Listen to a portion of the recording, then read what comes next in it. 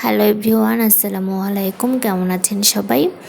জিলহজ মাস কিন্তু পড়ে গিয়েছে। তো আজকের ভিডিওতে আমি আপনাদের সাথে শেয়ার করব জিলহজ মাসের কয়েকটি গুরুত্বপূর্ণ আমলের কথা। আর আমি গতকাল কিছু রান্না করেছিলাম, এই রান্নাগুলি আপনাদের সাথে শেয়ার করব, অবশ্যই সাথে থাকবেন।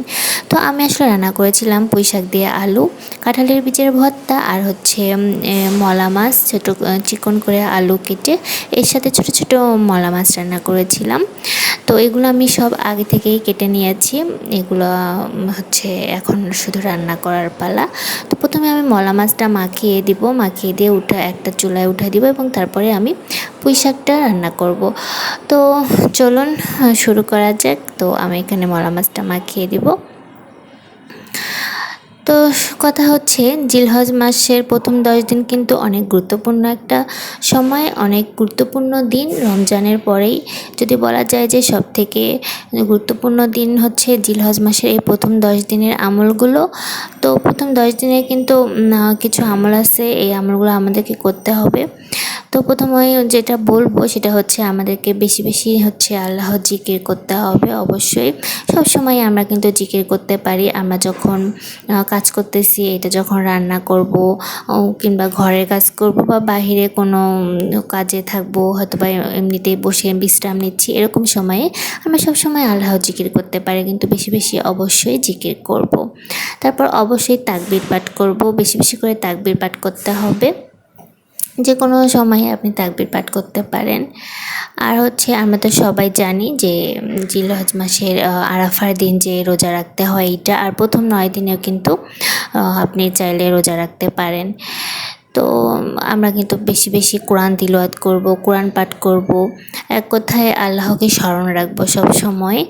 আর হচ্ছে আমাদেরকে অবশ্যই পাপ কাজ থেকে বিরত থাকতে হবে। আমাদের তো উচিত সব সময় পাপ থেকে বিরত থাকা, তাই না? কিন্তু এই 10 দিন আমাদেরকে একদম মনে রাখতে হবে যে আমরা যত পারি গুনাহ থেকে বিরত থাকবো, গুনাহকার কাজ থেকে বিরত থাকবো, পাপ থেকে বিরত থাকবো। আর হ্যাঁ, এই 10 দিন কিন্তু আমরা অবশ্যই বেশি বেশি সদকা করব। সদকা করা কিন্তু খুবই একটি গুরুত্বপূর্ণ আমল। এই 10 দিনে আমরা যত পারি আমরা হচ্ছে দান করব মানুষকে। তারপর হচ্ছে যাদের সামর্থ্য আছে তারা তো অবশ্যই উমরা যাবে বা হজ করবে, আর যাদের সামর্থ্য আছে তারা কোরবানি করবে। তো এই হচ্ছে প্রথম 10 দিনের হচ্ছে যে গুরুত্বপূর্ণ কয়েকটি আমলের কথা আমি বললাম।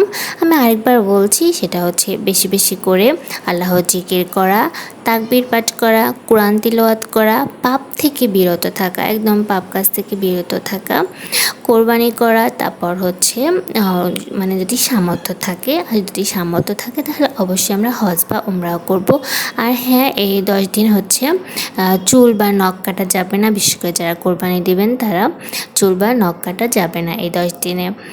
তো এই হচ্ছে জিলহজ মাসের প্রথম 10 দিনে কিছু গুরুত্বপূর্ণ আমল। আর এদিকে দেখেন আমার রান্নাগুলো কিন্তু প্রায় শেষ হয়ে গেছে। তো এই তো আমার পুঁই শাক দিয়ে আলু রান্না হয়ে গেছে। তারপর এখানে মলা মাছটাও কিন্তু আমার হয়ে গেছে। এদিকে ভর্তাটা আমি করে ফেলতেছি, প্রায় শেষের দিকে আমার ভর্তাটা। এই তো আমার কাঁঠালের বীজের ভর্তাও কিন্তু হয়ে গেছে একদম। তো সবাই ভালো থাকবেন। আমার রান্নাগুলো কেমন লাগলো এবং আমলগুলো অবশ্যই এই 10 দিন সবাই গুরুত্ব সহকারে পালন করার চেষ্টা করবেন। ধন্যবাদ।